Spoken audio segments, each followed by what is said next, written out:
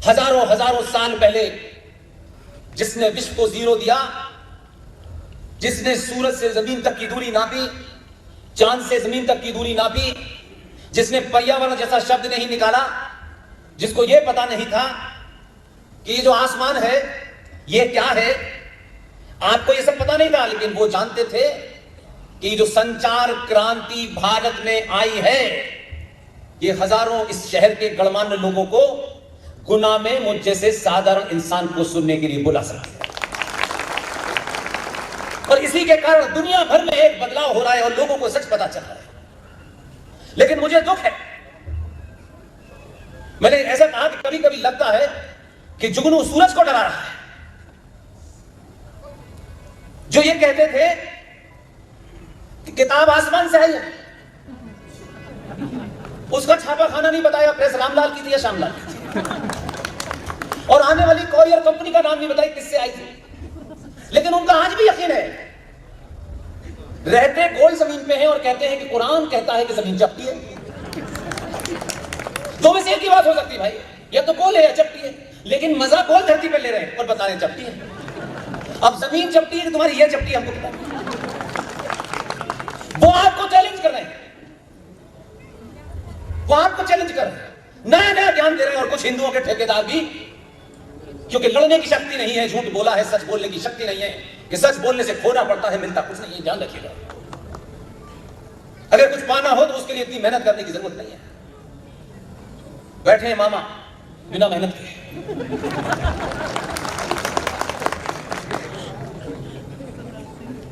इसलिए कुछ न मिले, जिस दिन ये भाव सनातनी में हो जाएगा, जो आपको 5 वक्त, यहां पुलिस के अधिकारी भी होंगे, लोकल इंटेलिजेंस के लोग भी होंगे, मेरी उनसे विनती है कि मेरी एक एक बात को रिकॉर्ड करें और उसमें हेट स्पीच निकालें और मेरे जाने से पहले हेट स्पीच में एफआईआर करें। क्योंकि मैं चला जाऊंगा तो हो सकता है मैं कह कुछ रहा हूं, आपकी समझ में कुछ आ रहा है, तो इसके लिए मैं जिम्मेदार नहीं। भारत में सुप्रीम कोर्ट को हेट स्पीच की बड़ी चिंता है और उन्होंने क्या कानून बनाया है, क्या आदेश पारित किया है। सुप्रीम कोर्ट के 5 जजेस जो आते ब्लैक कैट की देखरेख में हैं, गाड़ी से उतरते हैं ब्लैक कैट की देखरेख में और फैसला सुना के गाड़ी में बैठ जाते हैं, बुलेट प्रूफ में बैठते हैं और 20 कमरे और 12 कमरे के मकान में दिल्ली में रहते हैं। जमीन की स्थिति का उन्हें पता नहीं है, वो बता रहे हैं हेट स्पीच इस देश में क्राइम है। 5 वक्त ये जो देश में अजान होती है, जो मैंने भी अपने स्कूल के समय में दी है और सुनी है, कभी किसी ने इसको एक अध्यापक के नाते, एक विद्यार्थी के नाते एकेडमिकली उस किताब को, उस अजान को सुन करके, अगर आपको ज्ञान नहीं है तो उस आदमी से जो उर्दू फारसी का जानकार हो, उससे पूछे तो कि ये 5 बार क्या कहते हैं। आपको पता नहीं, इसलिए नेता उसकी मजबूरी है कि जैसे ही वो चिल्लाए वो बताने की, वोट लेने चुप हो जाएगा। मुझे नहीं चुपना। 5 बार जब अजान में ये कहा जाता हो कि जो मेरे अल्लाह के अलावा किसी दूसरे की पूजा वाजिब नहीं है, अल्लाह के सिवा किसी दूसरे की पूजा नहीं हो सकती, इससे बड़ी हेट स्पीच क्या है।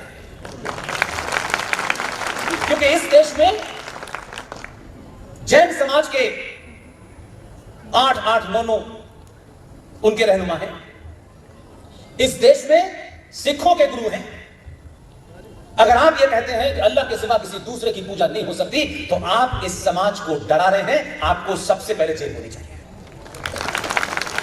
मुझे यह कहने का खास तौर से वहां जहां 95% लोग सनातनी हिंदू हैं, कोई हनुमान जी की पूजा करता है, कोई राम की करता है, कोई कृष्ण की करता है, कोई सीता की करता है, कोई दुर्गा की करता है। आप चिल्ला करके ये किसे धमका रहे हैं इस भारत में कि अल्लाह के सिवा दूसरा कोई इबादत के लायक नहीं है। आप इस्लामिक देश में कह सकते हैं, भारत में ये कहने की इजाजत नहीं है। इसलिए चीजों को एकेडमिकली हैंडल कीजिए। आप भावनाओं में बह करके कुछ भी कहते हैं। इसलिए मैंने कहा कि उनसे ज्यादा दोषी सनातनी हिंदू है। यह आपने फैलाया, किसी और ने नहीं फैलाया। यह आपका जुमला है। सारे धर्म बराबर है।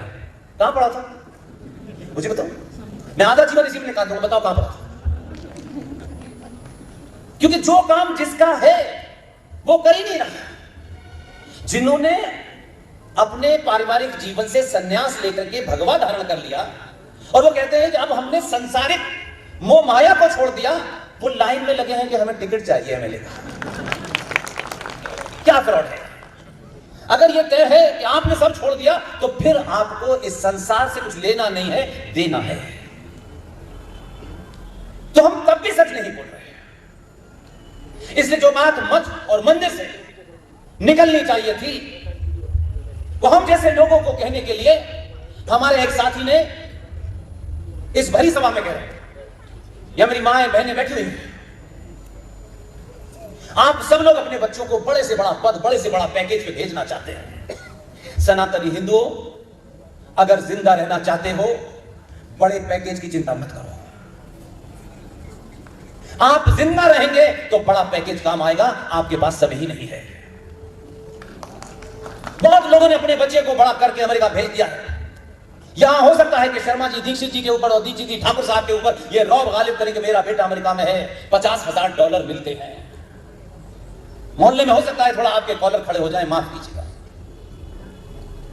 ऐसी घटनाएं देखी हैं कि उसको बताने में भी रूह कांप जाती है। ये बीमारी आप ही को है, किसी और को नहीं है। हजारों लोग आपके साथ रह रहे हैं। जिन मां बाप ने अपने बेटे को बड़ा करके ये बताया था बड़ा पैकेज, बाहर जाना है, जो शर्मा जी का लड़का है ना उससे ज्यादा कमाना है, क्योंकि हमारी नाक तो शर्मा जी को नीचा करने में पड़ी होगी, वो चला गया पैकेज में। अकेली मां की मौत हो गई बॉम्बे में एक कमरे के अंदर, 15 दिन तक उसकी लाश सड़ती रही। जब आस पड़ोस के लोगों ने बताया कैसे ऐसे तुम्हारी मां का देहांत हो गया है और उनको 10 दिन हो गए हैं,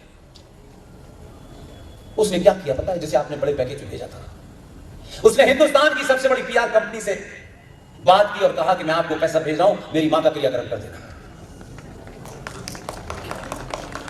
ऐसी जिंदगी चाहते हैं? ये पैसा, इसको क्या खाएंगे आप? दुनिया में पैसे ने कभी किसी सभ्यता को नहीं बचाया, दुनिया में कभी किसी राष्ट्र को किसी डिग्री वाले ने नहीं बचाया। ये मेरा मानना है। जो समाज अपने बेटे बेटियों को ज्यादा नंबर लाओ, पागल हो जाओ दिन भर पढ़ते पढ़ते, ज्यादा नंबर आएंगे, बड़ी डिग्री होगी, बड़ी नौकरी मिलेगी, बस।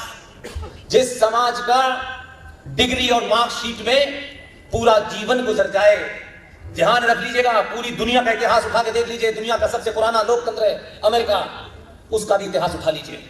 जिस दिन भी अपने अंदर की हीन भावना को बात निकालेंगे तब आपको पता चलेगा दुनिया में जितनी भी सभ्यताएं हैं, उन सभ्यताओं पे जब भी आक्रमण हुआ, डिग्रियों की जिन्हें चिंता थी उन्होंने कभी राष्ट्र नहीं बचाया।